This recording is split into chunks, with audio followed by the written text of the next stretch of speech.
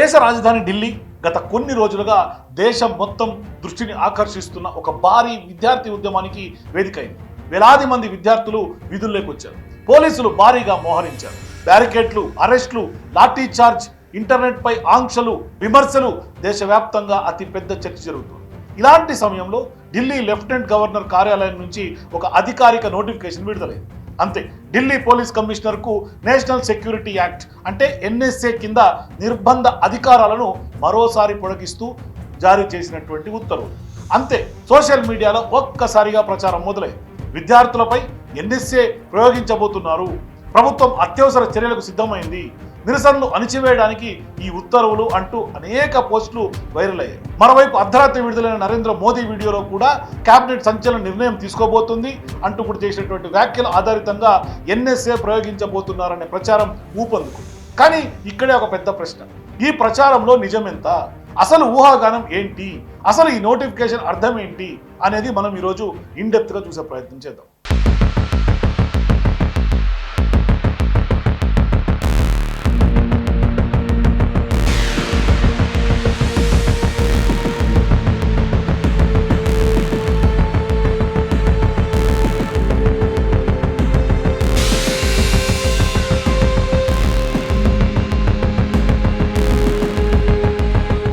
అసలు ఎన్ఎస్ఏ అంటే ఏమిటి?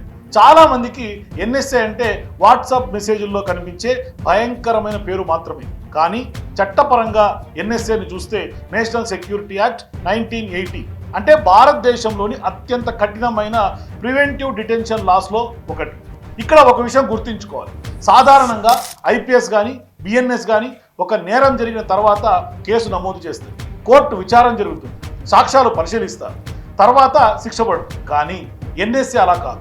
ఇది శిక్షించే చట్టం కూడా కాదు, ముందుగానే నిర్బంధించే చట్టం. అంటే ప్రభుత్వం కానీ లేదా జిల్లా అధికారులు కానీ ఒక వ్యక్తి వల్ల భవిష్యత్తులో దేశ భద్రతకు కానీ ప్రజాశాంతికి కానీ ప్రమాదం ఏర్పడే అవకాశం ఉందని భావిస్తే అతన్ని ముందుగానే నిర్బంధించవచ్చు.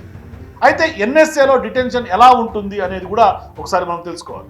అయితే ఈ ఎన్ఎస్ఏలో డిటెన్షన్ ఎలా ఉంటుంది? ఇక్కడే ఈ చట్టం ప్రత్యేకత. ఒకసారి ఎన్ఎస్ఏ కింద డిటెన్షన్ ఆర్డర్ జారీ అయితే వెంటనే ఎఫ్ఐఆర్ అవసరం ఉండకపోవచ్చు.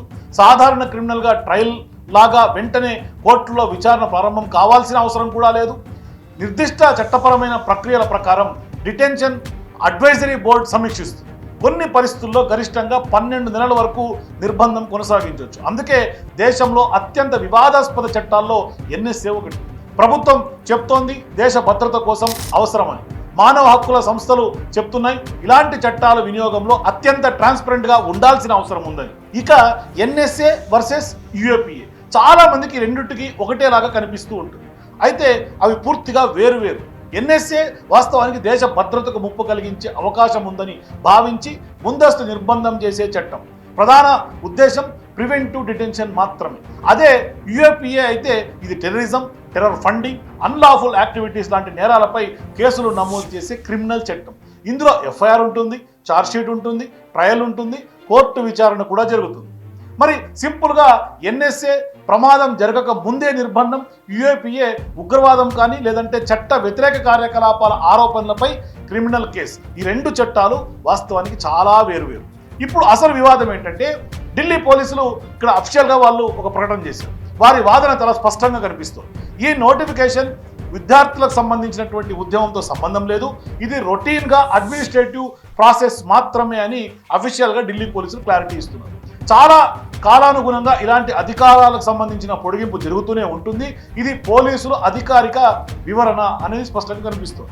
ఇక్కడే జర్నలిస్టులు ఒక ప్రశ్న అడుగుతూ ఉన్నారు, ఇది నిజంగానే ప్రతి 3 నెలలకు జరిగే రొటీన్ ప్రక్రియ అయితే గత నోటిఫికేషన్లు ఎక్కడున్నాయి? 2026 ఏప్రిల్లో ఎక్కడుంది? 2026 జనవరిలో ఎక్కడుంది? 2025 అక్టోబర్లో ఎక్కడుంది? 2025 జూలైలో ఏమైంది? అవి ప్రజలకు అందుబాటులో ఉన్నాయా? లేకుంటే ఎందుకు ఈ ప్రశ్న అడగటం? నిజంగా ప్రభుత్వాన్ని తప్పుపడటం కాదు, కేవలం ట్రాన్స్పరెన్సీ కోరటం మాత్రమే. ఇక్కడ వాస్తవానికి చరిత్ర ఏం చెప్తుంది? 2020 సిఏఏ ఎన్ఆర్సీ ఉద్యమం, దేశవ్యాప్తంగా నిరసనలు, షాహీన్ బాగ్ కేంద్రంగా భారీ ఆందోళనలు. ఈ సమయంలో కూడా ఢిల్లీ పోలీస్ కమిషనర్కు ఎన్ఎస్ఏ అధికారాలు ఇచ్చారు. తర్వాత 2021 రైతులకు సంబంధించిన భారీ ఉద్యమం, మళ్ళీ అదే తరహా నోటిఫికేషన్.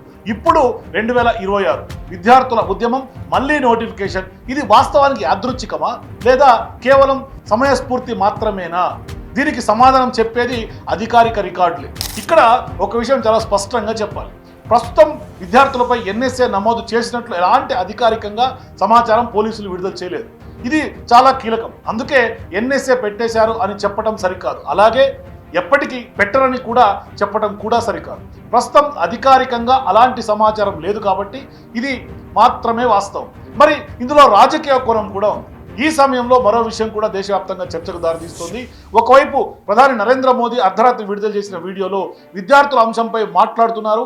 వారి సమస్యలను పరిశీలిస్తామని, కేబినెట్లో కీలక నిర్ణయాలు ఉంటాయనే సంకేతాలు కూడా ఇస్తున్నారు.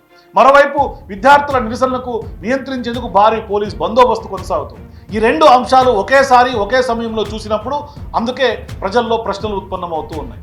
సంభాషణకే ప్రాధాన్యత ఇస్తారా? చర్చలకు తావుందా? లేదంటే లా అండ్ ఆర్డర్ విధానానికే ఎక్కువ ప్రాధాన్యత ఇస్తారా? ఈ ప్రశ్నలకు సమాధానం ఇవ్వాల్సింది మళ్ళీ ప్రభుత్వమే. కాబట్టి ఈ కథలో 3 వాస్తవాలు ఉన్నాయి. మొదటిది, ఎన్ఎస్ఏ అధికారాల పొడిగింపు జరిగింది, నిజం. రెండవది, ఇది రొటీన్ ప్రక్రియ అని పోలీసులు చెప్తున్నారు. మూడవది, ప్రస్తుత విద్యార్థులపై ఎన్ఎస్ఏ ప్రయోగించినట్లు అధికారికంగా సమాచారం లేదు. అయితే ఇంకా మిగిలినటువంటి ప్రశ్న ఒకటే, ఇది నిజంగా క్వార్టర్లీ ప్రక్రియ అయితే గత 5 ఏళ్ల నోటిఫికేషన్లన్నీ ఒకేసారి ప్రజల ముందు ఉంచలేరా అని. అలా చేస్తే ఈ మొత్తం వివాదం ఒక్క నిమిషంలో ముగిసిపోతుంది. కాబట్టి ప్రజాస్వామ్యంలో ప్రశ్న అడగటం నేరం కాదు, ప్రశ్నలకు ఆధారాలతో సమాధానం చెప్పడం కూడా వ్యవస్థల బలహీనత కాదు. అదే ప్రజాస్వామ్య బలం. ఈ కథ చివరికి ఎవరికి అనుకూలం కాదు, ఎవరికి వ్యతిరేకం కాదు. ఇక్కడ అందరూ చేసే డిమాండ్ ఒకటే ఒకటి, రికార్డులు బయట పెట్టండి. ఎందుకంటే కేవలం మాటలు కాదు, రికార్డులే నిజాన్ని నిరూపిస్తాయి. కాబట్టి నిజంగా ఇవాళ ఎన్ఎస్ఏ చట్టం విద్యార్థుల కోసం మాత్రమే ఎన్ఎస్ఏని మళ్ళీ ప్రయోగిస్తోందా ప్రభుత్వం? మీ అభిప్రాయాల కింద నాకు కామెంట్స్ చెప్పండి. For more videos please watch citizens pulse.